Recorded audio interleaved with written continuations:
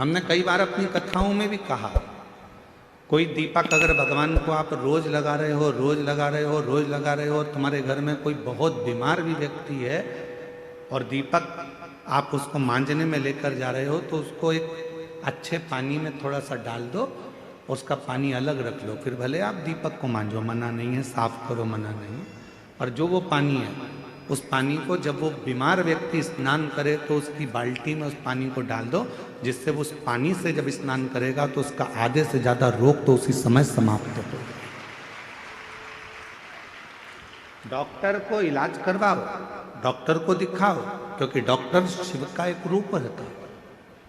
Hospital जाओ, doctor Shankar का एक रूप है, उसको दिखाओ, मना नहीं, पर साथ में उस दीप में इतना बल हो जाता है। यहां तक हमारा सनातन धर्म कहता है कि जिस आसन पर बैठकर आप और हम लोग भजन करते हैं अपने घर के अंदर, आपने देखा होगा एक आसन लगाती है माताएं, जप करती है, पाठ करती है, आराधना करती है, साधना करती है, उस आसन में भी उतना बल आ जाता है, उस आसन में भी उतनी शक्ति आ जाती है। हम जिस माला से जप करते हैं, आप जिस माला से जप करती है, उस माला में भी शक्ति आ जाती है।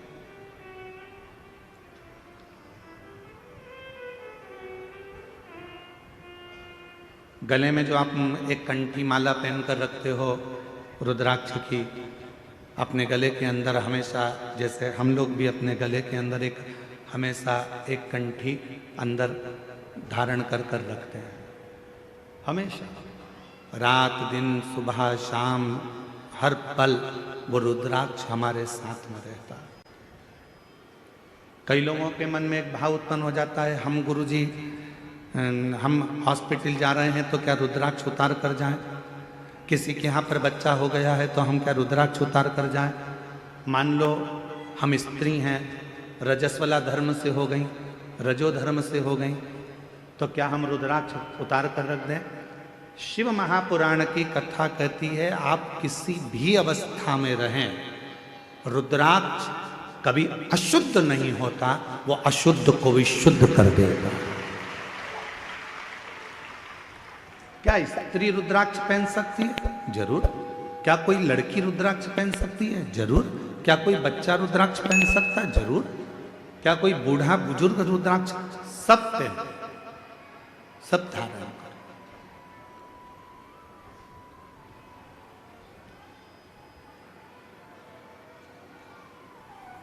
रुद्राक्ष में वो बल उत्पन्न हो जाता है।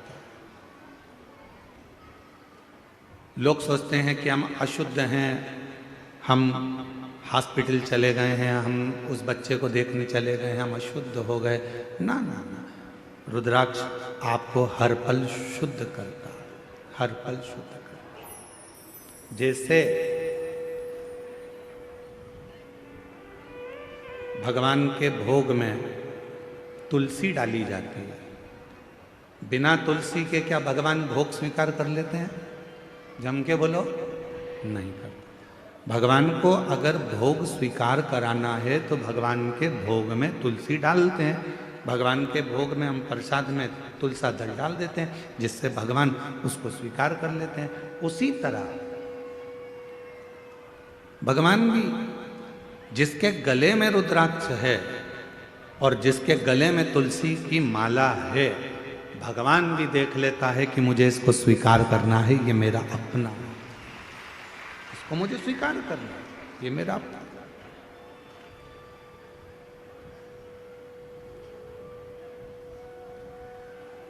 मेरी जीजियों, मेरे जीजाओं, मेरी बेटियों, बेटाओं, मेरी माताओं, मेरे बुजुर्ग माता पिता तुल्य आप सब विराजमान हो।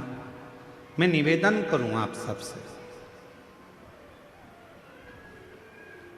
भव सागर बहुत गहरा है, संसार सागर बहुत गहरा है। इस पूरे संसार सागर में आज के समय में किसी को समझना बहुत कठिन। कुत्ते को देखकर समझ जाओगे कि कुत्ता काटने वाला है, बोलो सही है कि गलत है? सांप को देखकर समझ जाओगे कि सांप डसने वाला है, शेर को देखकर समझ जाओगे कि शेर आक्रमण करने वाला है, चीते को देखकर समझ जाओगे कि ये चीता आया है, ये हमें खा जाएगा। हाथी को देखकर समझ जाओगे कि हाथी के पांव बड़े हैं, ये हमें दबा देगा। बिच्छू को देखकर समझ जाओगे कि ये डंक मार देगा। पर इंसान को कैसे पहचानोगे कि ये अपन को कब निपटा देगा? बिच्छू को पहचानना सरल है, सांप को पहचानना सरल है, शेर को पहचानना सरल है, कुत्ता को पहचानना सरल है, पर इस कलिकाल में, इस संसार सागर में, आज के समय में मनुष्य को पहचानना बहुत कठिन, बहुत कठिन। और देखो, कुत्ता को रोज अगर अपन रोटी देंगे ना, तो कुत्ता भी 2 महिला के पास में बैठ जाएगा, काटेगा नहीं। रोज रोज रोटी दो कुत्ता को तो वो कुत्ता भी नहीं काटता। लोग कह देंगे वो काट खाएगा, नहीं नहीं वो अपना पालतू है, वो नहीं काटेगा, वो नहीं काटेगा, पालतू है। कुत्ता को रोज रोटी देंगे तो वो कुत्ता काटता नहीं है। पर आज का संसार ऐसा हो गया कि पूरी जिंदगी आपने किसी को दे दी, पूरा धन आपने किसी को दे दिया, पूरी प्रॉपर्टी आपने किसी को दे दी, उसके बाद भी लोग काटने को तैयार बैठे हैं, आपको नुकसान पहुंचाने को तैयार।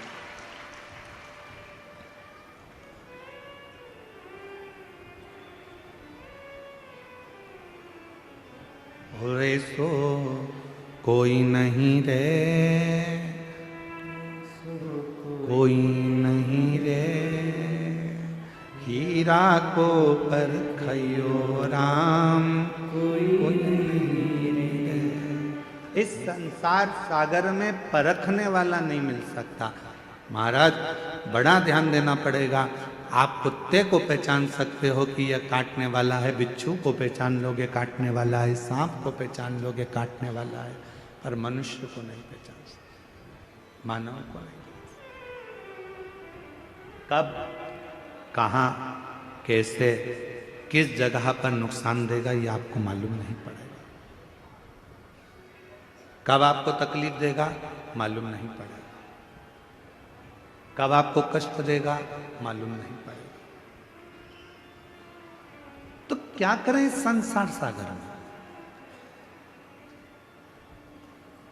दुनिया मौके का फायदा उठाने के लिए बैठी है।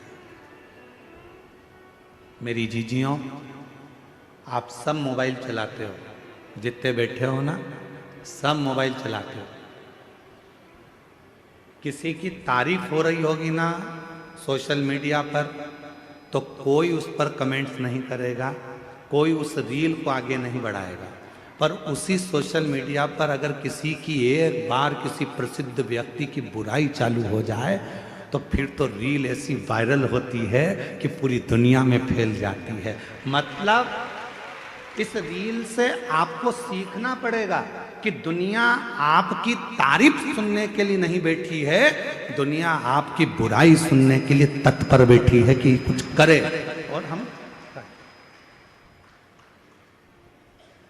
कोई नहीं चाहता कि आप अच्छा काम करो, कोई नहीं चाहता कि आप किसी भी तरह से कोई श्रेष्ठ कर्म करें।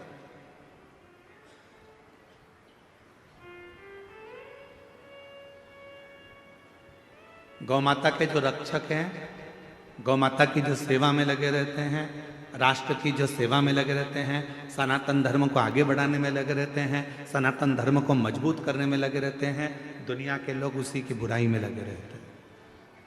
जितेंद्र जी, दुनिया की रीति है, आप तो इस क्षेत्र में रहते हैं तो आपको ज़्यादा मालूम होगा कि जो सनातन को आगे बढ़ा रहा है, जो धर्मांतरण को रोक रहा है या किसी भी तरह से वो गौ माता की सेवा कर रहा है, तो दुनिया के लोग उसी के पीछे पकड़कर उसी की टांग खींचकर उसी को नीचे गिराने में लगे रहते हैं। ये रीत है। आप देखना जितेंद्र जी, हम तो कथा करके चले जाते हैं पर लोगों के स्मरण में वो चीज़ रहती है, बैठे वो स्मरण में। कोई अच्छी रील तुम्हारे सामने आएगी मोबाइल पर, किसी की तारीफ आ गई, उसने इतना अच्छा काम किया, कोई उस रील को आगे नहीं बढ़ाएगा। पर किसी बहुत प्रसिद्ध व्यक्ति की अगर कोई ने एक बार निंदा लिख दी, बुराई लिख दी, तो लोगों ने उस रील को वायरल करना प्रारंभ कर दिया। काकी जी देखो उनके बारे में क्या बोल रहे हैं, चाचा जी देखो वो महाराज के बारे में क्या बोला गया, काका जी देखो उनके बारे में क्या बोला गया। वो रील ऐसे वायरल होती है, ऐसे वायरल होती है। क्यों? क्योंकि दुनिया बैठी केवल तुम्हारी बुराई सुनने के लिए है, दुनिया बैठी केवल तुम में बुरा देखने के लिए है। पर शिव पुराण की कथा कहती है कि दुनिया के लोग कुछ भी कहें, शंकर भगवान को लोग शब्दों पर शब्द कहते रहे थे। ध्यान देना, भगवान देवताओं ने भी शिव जी को नहीं छोड़ा, खुद के ससुर ने भी शंकर भगवान को नहीं छोड़ा, दक्ष प्रजापति ने भी शंकर भगवान को अपशब्द पर अपशब्द कहे। साड़ू भाई था कामदेव, उसने भी नहीं छोड़ा।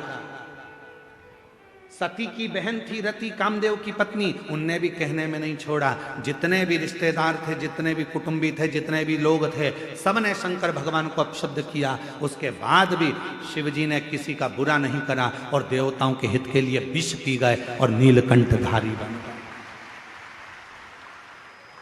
किसी के लिए मेरे भोले बाबा ने, किसी के लिए मेरे शंकर भगवान ने एक शब्द भी नहीं कहा, क्योंकि शिव जी को मालूम था कि बोलकर बुरा होने से अच्छा है कि जो विष है ये देवता पिएंगे, संसार के लोग इसको ले लेंगे और बर्बाद हो जाएंगे। इस विष को मैं पी लेता हूं और भगवान नीलकंठधारी हो गए। देवता केवल देवता रह गए और मेरे शंकर भगवान विष पीकर, देवता अमृत पीकर देवता रह गए, पर मेरे शंकर भगवान विष पीकर देवों के भी देव महादेव, देवों के भी देव महादेव। इसीलिए उनको बड़ा देव कहते हैं, इसलिए उनको बूढ़ा देव कहते हैं, इसलिए उनको घर का बुजुर्ग देव कहते हैं। अर्थात बूढ़ा देव का मतलब क्या होता है कि जो सारे संसार का सबसे वृद्ध हो, जो सारे संसार का पूजनीय हो, जो सारे संसार जिसको पूजता हो, दुनिया का हर व्यक्ति जिसकी आराधना करता हो, वो देव अधिदेव महादेव बूढ़ा देव के रूप में पूजाते हैं। वो देव अधिदेव महादेव बूढ़ा देव के रूप में पूजाते हैं। लोग कहते हैं आदिवासी वनवासी ये सब अलग हैं, अन्य जातियां अलग हैं। नहीं, जितने संसार में, जितने शहर में रहते हैं वो भी आदिवासी थे, वो भी वनवासी थे। आप और हम भी पहले, हमारे पूर्वज, आपके पूर्वज कहाँ से आए जरा अंदाजा लगाओ। वो भी कहीं जंगल में रहते थे, वो भी कहीं वन में रहते थे, वो भी आदिवासी वनवासी थे। वो सारे एक ही देव को पूजते थे। वो सब, चाहे संसार का कोई भी व्यक्ति हो, वो सब एक देव को पूजते थे। वो बूढ़ा देव, देव अधिदेव महादेव, उसी की आराधना करते थे। अब लोगों ने भगवान को बांट लिया, ये इनके देवता हैं, वो उनके देवता हैं। पर नहीं, मेरा बूढ़ा देव, मेरा महादेव, मेरा शंकर भगवान सबका देवता है। उसको सब पूजा, सब पूजा, उसमें भेद नहीं है। शिव में कभी भेद नहीं हो सकता।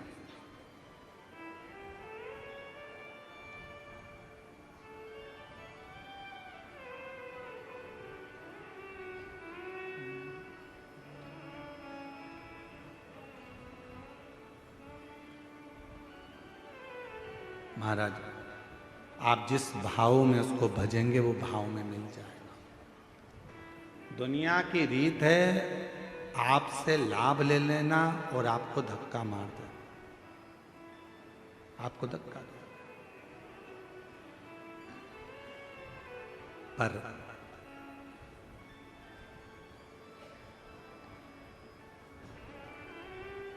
उस शिव को जिसने पुकारा है,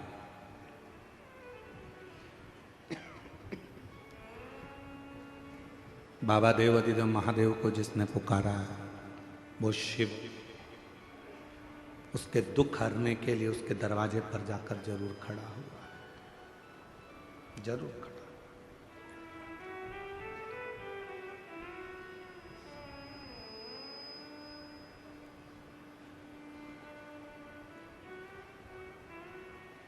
एक जगह पर हम कथा करने के लिए गए। जैसे यहाँ आए थे कच्चे गांव, तो कच्चे गांव में भी हम पहुँचे जब, तो वहाँ उनके जजमान जी जायसवाल जी के यहाँ खूब ढोल बज रहे थे, खूब ढोल। कच्चे गांव आने से पहले एक जगह पर मंदिर में, कहीं पास का कोई गांव था, वहाँ रोक लिए थे। तो वहाँ पर मंदिर में, वहां पर भी दरवाजे पे बहुत ढोल बज रहे थे। एक जगह पर गए,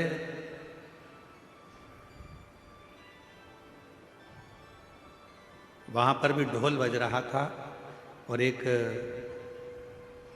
बकरी का बच्चा उस ढोल को सुन रहा था। अब भीड़ इतनी हो रही तो उसने किसी ने बकरी के बच्चे को भगा दिया। फिर वो बकरी का बच्चा आ गया ढोल के पास, फिर वो ढोल सुनने लगा।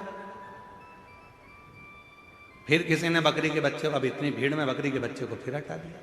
वो बकरी का बच्चा फिर आ गया।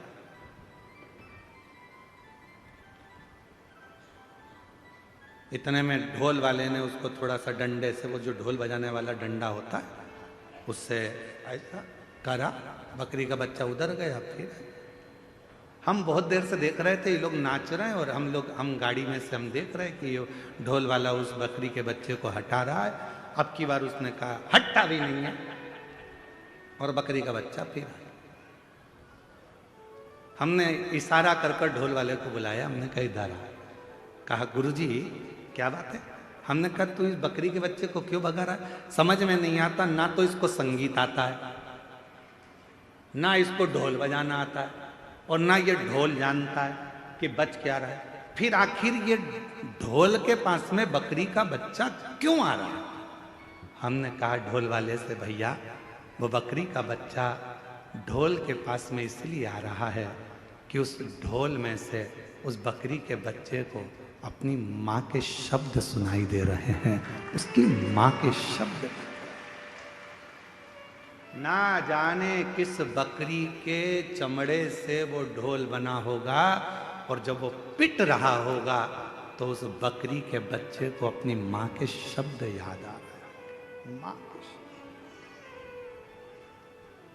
इसलिए वो बकरी का बच्चा ढोल के पास में आ रहा है, ढोल। तो फिर उसको तो कहीं इधर उधर हो जाना चाहिए। फिर वो ढोल के पास के, वो बता रहा है तुमको कि ये जो ढोल बजा रहे हो ये संसार को नचाने के लिए नहीं है, ये जो ढोल बजा रहे हो ये ढोल तो उस परमात्मा को पाने के लिए है। उसका भजन करो, स्मरण करो, कीर्तन करो, उसकी भक्ति में रहो।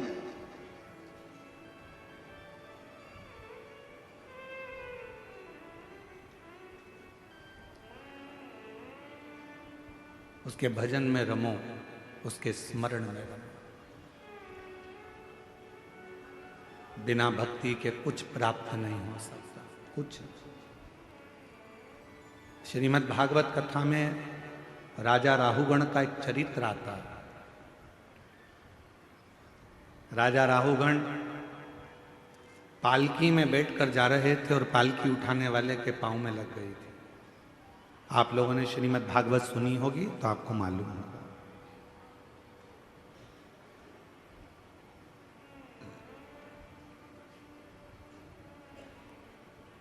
अब इस कच्चे गांव का तो हम नहीं कह सकते, क्योंकि यहाँ पर हमें बताया है कि इतनी बड़े बड़े आयोजन नहीं होते हैं। कच्चे गांव के इतिहास की ये पहली कथा है जिसमें इतनी लाखों की भीड़ एक साथ एकत्रित हुई है।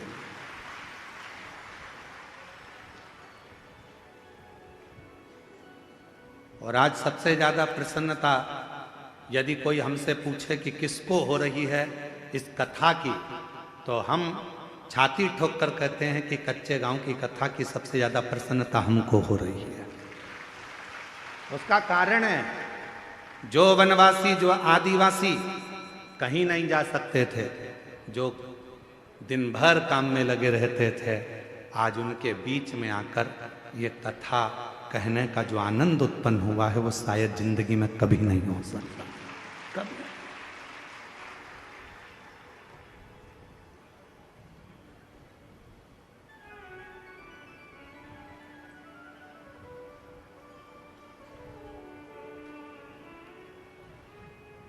जरूरी नहीं है कि बहुत बड़ा मंच होगा तो कथा होगी। आज आप लोगों के बीच में कहकर जा रहे हैं, जितने वनवासी आदिवासी बैठे हैं उन लोगों से निवेदन कर कर जा रहे हैं, कभी तुमको लगे कि हमारे इस क्षेत्र में कथा होना है, आप हमको याद करना। कोई रुपये की बात नहीं, कोई पैसे की बात नहीं। आप मंच नहीं बनाओ तो किसी पेड़ के नीचे पत्थर रख देना, उस पत्थर पर बैठकर शिव महापुराण की कथा हम आदिवासी और वनवासियों को सुना कर जाएंगे।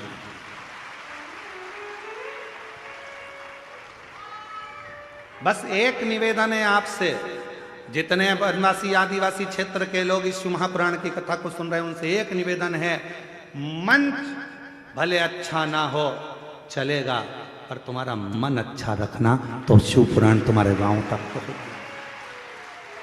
मंच से नहीं, मन से शिव पुराण पहुंच।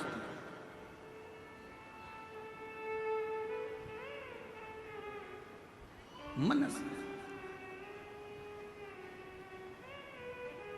और तुम तो आटा भी मत देना, चावल भी मत देना, दाल भी मत देना, हम सब सीओर से बांध के लेकर आएंगे, खुद बनाएंगे, खुद खाएंगे और आपको कथा सुना कर जाएंगे।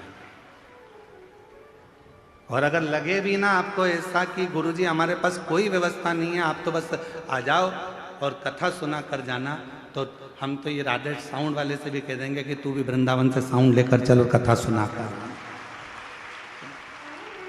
बस इतना याद रखना, आपसे एक ही वचन लूंगा उस कथा में, जहां भी कथा करने जाऊंगा, आदिवासी वनवासी क्षेत्र में कोई भी कथा कराए, हमें सूचना दो। किसी के आडंबर में मत पड़ना, किसी के कहने में मत आना, सूचना स्वयं हमको देना। पर एक वचन वहां लूंगा कि उस क्षेत्र में जिस क्षेत्र में कथा करेंगे, उस क्षेत्र का एक भी हिंदू किसी दूसरे धर्म में नहीं जाएगा तो कथा करेंगे।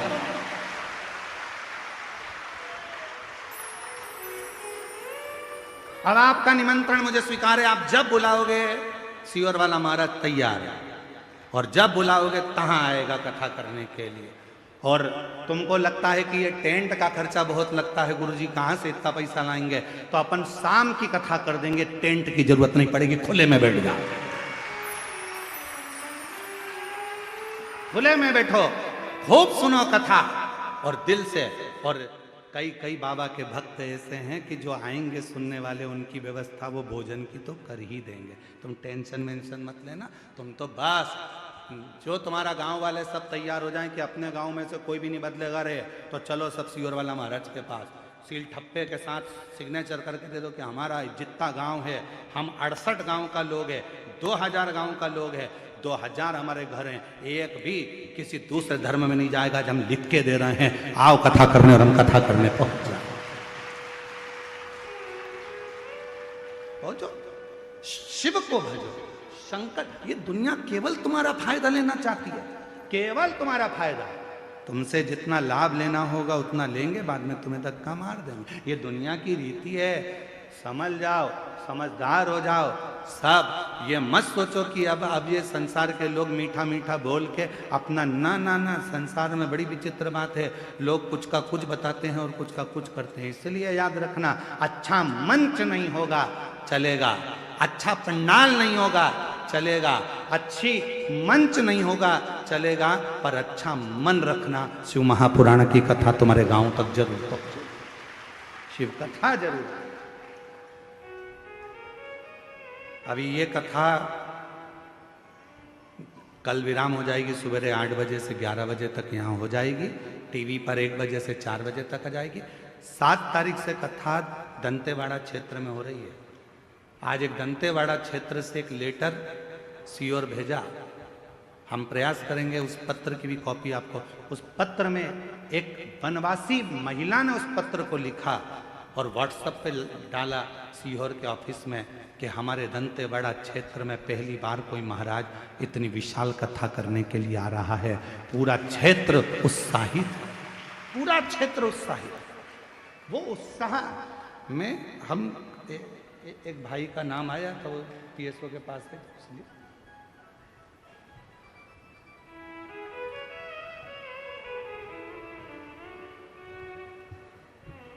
एक किसी भाई का नाम आया था कि गुरुजी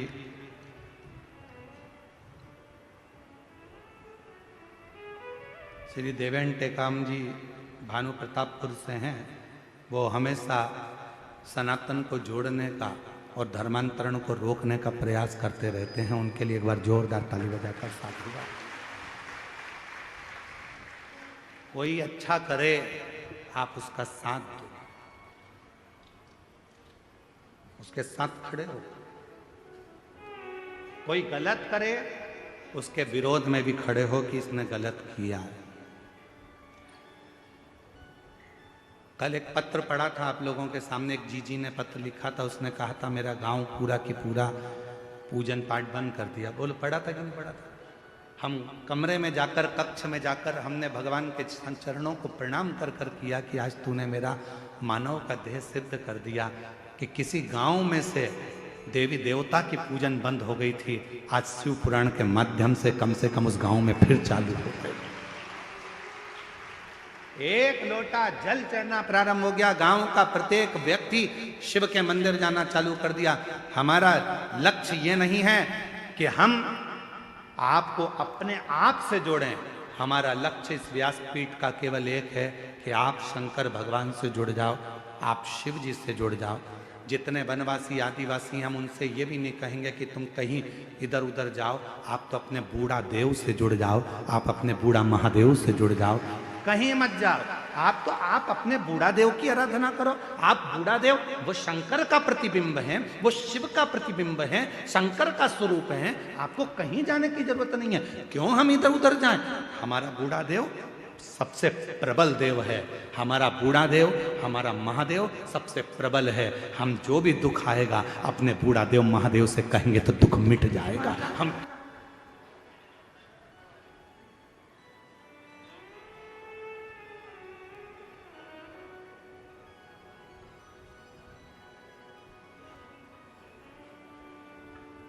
शिव की कथा आपको आडंबर से दूर कर देती है।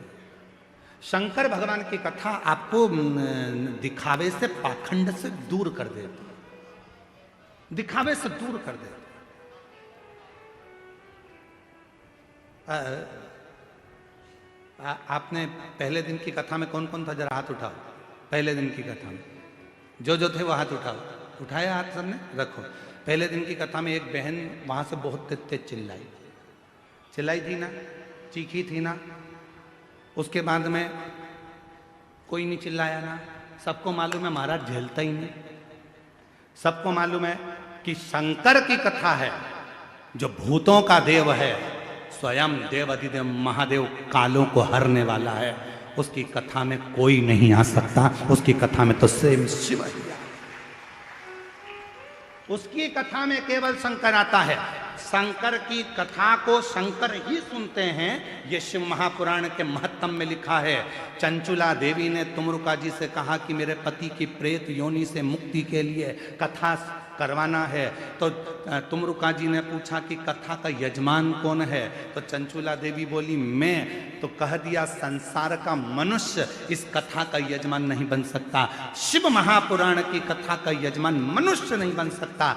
श्रीमद् भागवत होती तो राजा परीक्षित थे, रामचरितमानस होती तो काशी के नरेश थे, विष्णु पुराण होती तो अन्य राजा थे, पर शिव पुराण का यजमान कभी भी संसार का मनुष्य नहीं बन सकता। भगवान तुमरुका जी ने कहा अगर शिव महापुराण की कथा सुनना है तो उसका तो केवल एक ही यजमान हो सकता है, वो शंकर और पार्वती हैं। तब शिव पार्वती कथा के यजमान।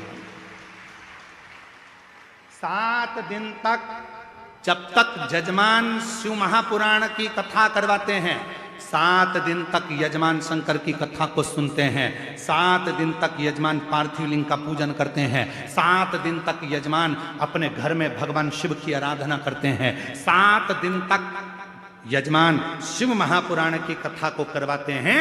वो यजमान केवल यजमान नहीं रहते, वो 7 दिन तक शंकर और पार्वती का एक स्वरूप बन जाते हैं, ईश्वर और गोरा बन जाते हैं, शिव और शक्ति बन जाते हैं, जो कथा के रस तत्व को ग्रहण कर रहे हैं। जायसवाल जी से आप पूछना, हम चले जाएं उसके बाद में भी पूछ लेना। क्यों जायसवाल जी? वो भंडारे में भोजन चल रहा था, आप उसमें 24 घंटे खड़े रहे क्या? तो जायसवाल जी बोलेंगे नहीं। बोलो जायसवाल जी, 2 लाख लोग भंडारे में अभी तक भोजन कर चुके हैं। जायसवाल जी, आज सूचना मिली मेरे को 2 लाख लोग भंडारे में भोजन कर चुके हैं आज तक। अब 2 लाख लोग भोजन करे तो क्या 24 घंटे जायसवाल जी वहां थे? इस पंडाल में क्या 24 घंटे जायसवाल जी थे? इस पंडाल में लोगों को संभालने के लिए 24 घंटे जायसवाल जी थे? नहीं, जायसवाल जी तो यजमान शंकर का स्वरूप बनकर, कथा के यजमान बनकर बैठ गए शिव कृपा से। अब संभालना किसको है? जिसकी कथा है, जो करवा रहा है और जो कथा सुन रहा है। कथा बांचने वाला भी शिव, कथा सुनने वाला भी शिव और कथा करवाने वाला भी शिव, तो वो कथा संभालता है। आप और हम तो केवल निमित्त है, हमारे केवल निमित्त, इसमें कोई दूसरा नहीं है। और मेरा आपकी कृपा से सब करते हो भोले बाबा, मेरा नाम हो रहा है। भोले आपकी कृपा से सब कौन करा रहा है? आप जितने लोग कथा श्रवण करने के लिए बैठे हो, विचार कर लेना, आप कथा नहीं सुन रहे हो, आप अपने घर से चलकर नहीं आए हो, वो तो शंकर भगवान आपके दिल में आकर बैठ गए। इसलिए आप ट्रेन में और बस में बैठकर, गाड़ी में बैठकर यहां तक आ गए और कथा श्रवण करने के लिए बैठ गए। शिव बैठ गए। एक पत्र है, उस पत्र में एक भाई लिख रहे हैं कि मैं आपको नहीं मानता था, मैं मंदिर नहीं जाता था। पत्र में लिखा, देखो,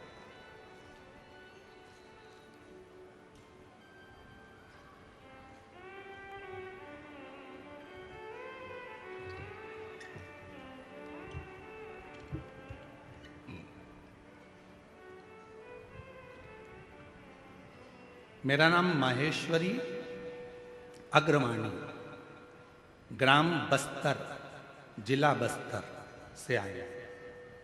कहीं बैठी हो, हाथ हिला सकती हैं। मेरा नाम माहेश्वरी अग्रवाणी, ग्राम बस्तर, जिला बस्तर से हैं। कहीं बैठी हो तो हाथ हिला सकती हैं। और अगर कहीं बैठी हो तो एक बेलपत्र लेने के लिए आ सकती हैं। हाँ, हाथ हिलाओ, जरा दिख जाओगे, अभी दिख नहीं रहे। हाथ हिलाओ, वापिस दिख जाओगे। हाँ, दिख गई जी, दिख गई। आ जाओ, एक बेलपत्र ले जाना, आ जाओ। रोते नहीं, खुश खुश आओ, कराओ, आंसू खुश कराओ। गुरुजी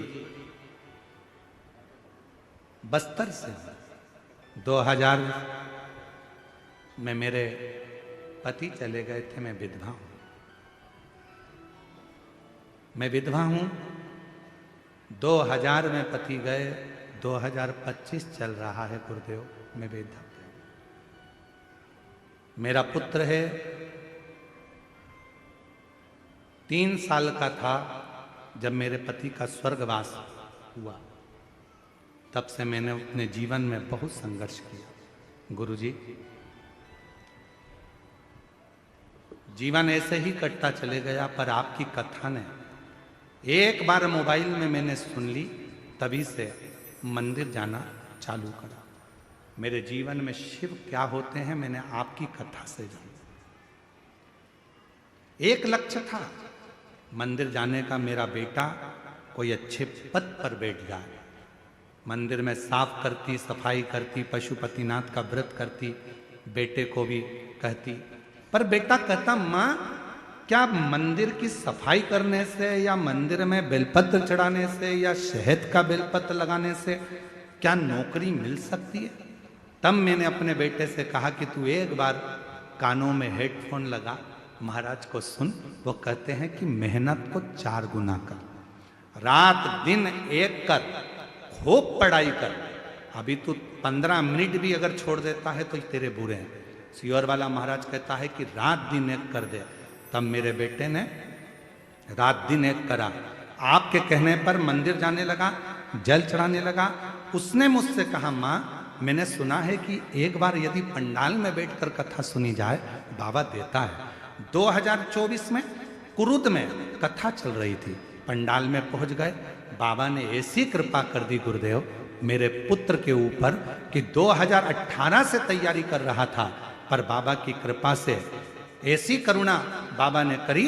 2018 से छत्तीसगढ़ पीएससी का एग्जाम दे रहा था, क्लियर नहीं हो रहा था, पर बाबा ने उसके परीक्षा ऐसी कृपा करी कि 2024 में उसने कुरुत की कथा पंडाल में जाकर सुनी और बाबा की कृपा से आज मेरा बेटा आबकारी विभाग का सबसे बड़ा अधिकारी बनकर बैठ गया।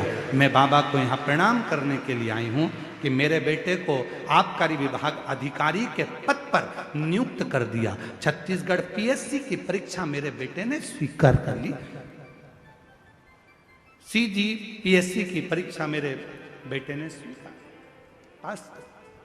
मैं बाबा को प्रणाम करने आई हूं। आज वो आबकारी विभाग का सबसे बड़ा अधिकारी बनकर बैठा। ये दुनिया की दृष्टि में लगता है। महाराज सियोर वाला महाराज तो कथा कर कर चले जाएगा, पर दुनिया के लोगों को बाद में मालूम पड़ता है कि अपने कच्चे गांव में कथा हुई। कम से कम मुझे एक दिन तो पंडाल में जाकर वहां की मिट्टी को कथा सुनकर आरती के बाद अपने हृदय से लगा लेना था, क्योंकि वो पंडाल की मिट्टी नहीं, मेरे भोले बाबा स्वयं अपना चरण रखने के लिए आते, स्वयं चरण रखने। एक विश्वास,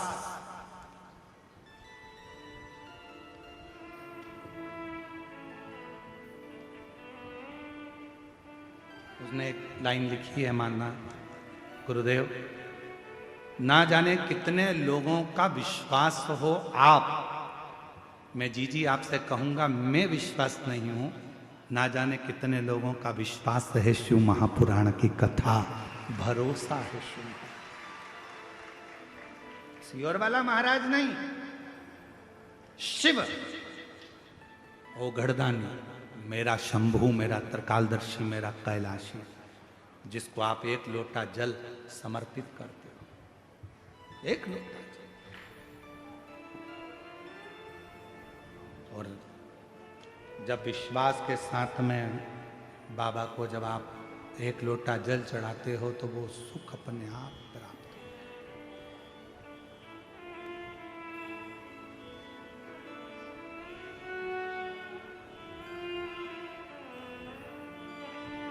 मेरा तू ही तो हमदर्द है, जिसे हर दर्द कहता हूँ।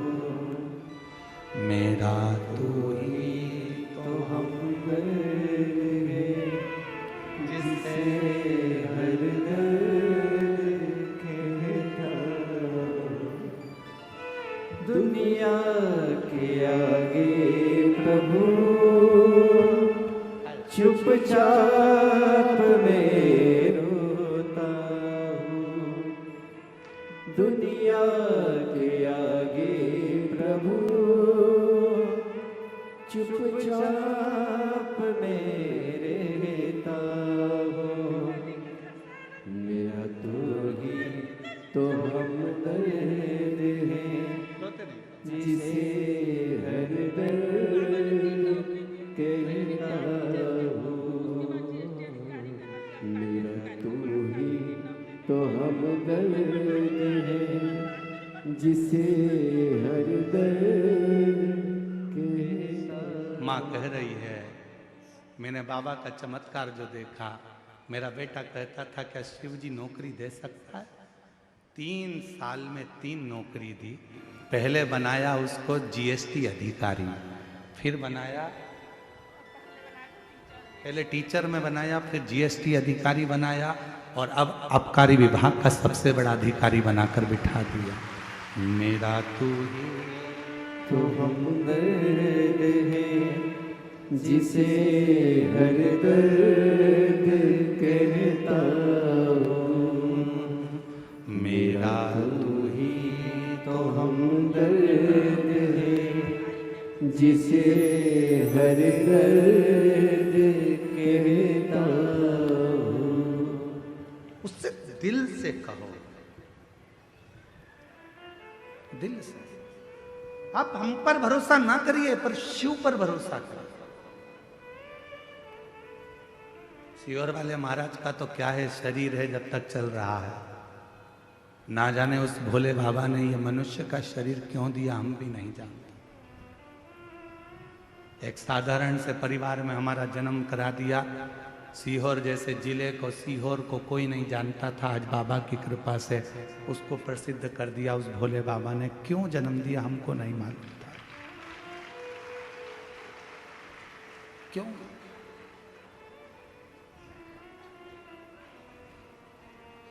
खूब लोग अपशब्द कहते हैं, ताने देते हैं, गाली देते हैं, पर हम बाबा से प्रार्थना करते हैं, हम जवाब ना दें पर तू जवाब जरूर देना।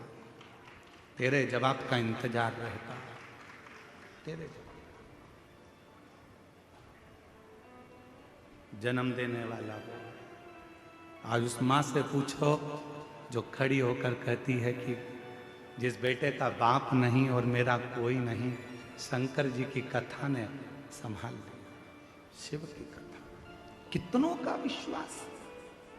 मेरा तू ही तो हमदर्द है, जिसे हर दर्द कहना। मेरा तू ही तो हमदर्द है, जिसे हर दर्द कहता। आया नजर ना कोई भी अपना, जब मुझको दरकार थी, जब मुझको दरकार थी, तब मेरे पथ का, जीवन के रथ का तू ही बना सारथी, तू ही बना सारथी। भोले ने करी हर कदम पे ये मेहरबानियाँ। मेरा तू ही तो हमदर्द है, जिसे हर दर्द कहता हूँ। मेरा तू ही तो हमदर्द है, जिसे हर दर्द कहता हूँ।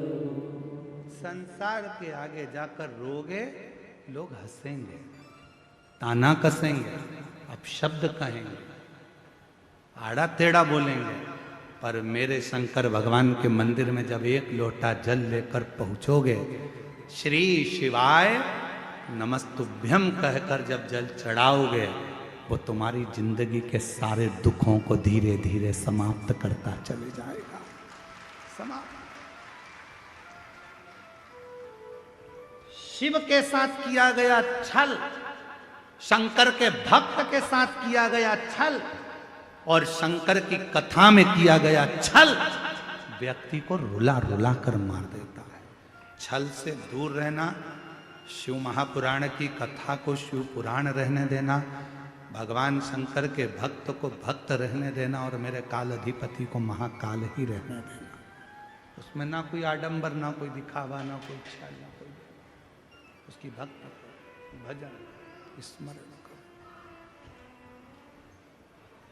जवाब वो देगा, इंतजार करना उसके जवाब का। एक बात पूछें, उत्तर दोगे? बोलो तो जम के, सब उत्तर दोगे? किराए की गाड़ी करते हो तो वो घर तक छोड़ती है कि नहीं छोड़ती है? छोड़ती है ना। तुमने गाड़ी करी किराए की, भैया हमको जाना है और माँ घुमा के लाओ और वापस घर पे छोड़ो, तो छोड़ेगा कि नहीं छोड़ेगा? बोलो बोलो। तुमने किराया दिया है, छोड़ेगा। पैसे दिए तुमने, बढ़ के दिए तुमने, तो तुम्हें घर तक छोड़ जाए। और तुम ट्रेन का सफर करो तो ट्रेन तुम्हें तुम्हारे घर तक छोड़ेगी? नहीं। और ट्रेन वाले से तुम झगड़ा कर लो, नहीं मेरे को तो मेरे घर तक छोड़ना पड़ेगा, आधे रास्ते में कैसे उतर जाऊं? कौन लेने आएगा? रात का समय, पानी गिर रहा है, बट ट्रेन वाला कहेगा ओ तेरा हाथ जोड़ता हूं, उतर जा नीचे, चल। अरे तो मैंने टिकट लिया, मुझे घर तक छोड़ क्या? नहीं, बाहर जाओ, चलो उतरो ट्रेन से नीचे। उसने बिसिल बजाई, ट्रेन रोकी, इसको नीचे उतारा, चल जा। अब रात हो तो रात, पानी गिरे तो पानी, गर्मी पड़े तो गर्मी। क्या चोटा, बहुत चोर लोग हैं, हमको सब नोच लेगा भैया, हमको हमारे घर तक छोड़ो, ट्रेन वाला नहीं जाएगा। जिसको तुमने पहले से बात कर कर बुक किया है, अगर स्टेशन पर उतरे हो तो पहले फोन लगा दो घर पे, हम आ रहे हैं कच्चे गांव, उतार लोगे क्या फूफा जी? फूफा जी कहें हाँ आ जाना, मैं गाड़ी भेज दूंगा, नौकर भेज दूंगा, ये कर दूंगा, वो कर दूंगा, आ जाना, मैं लेने आ जाऊंगा।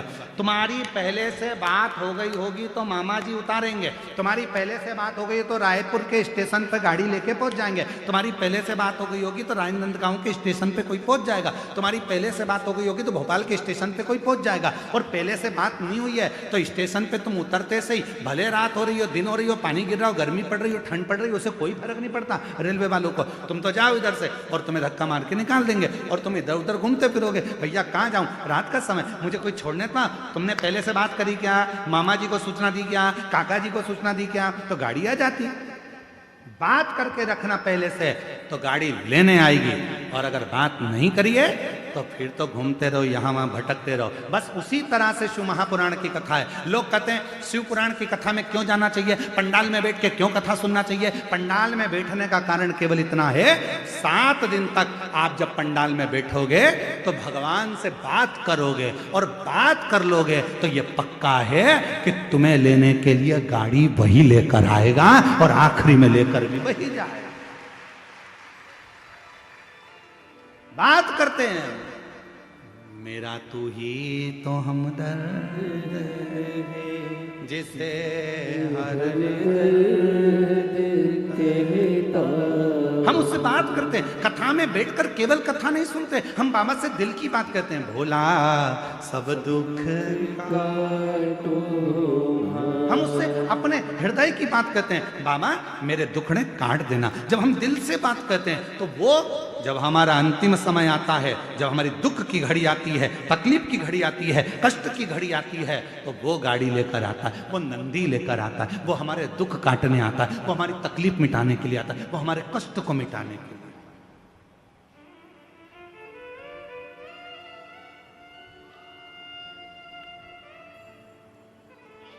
फिर भले तुम चुप हो, फिर भले तुम कुछ ना।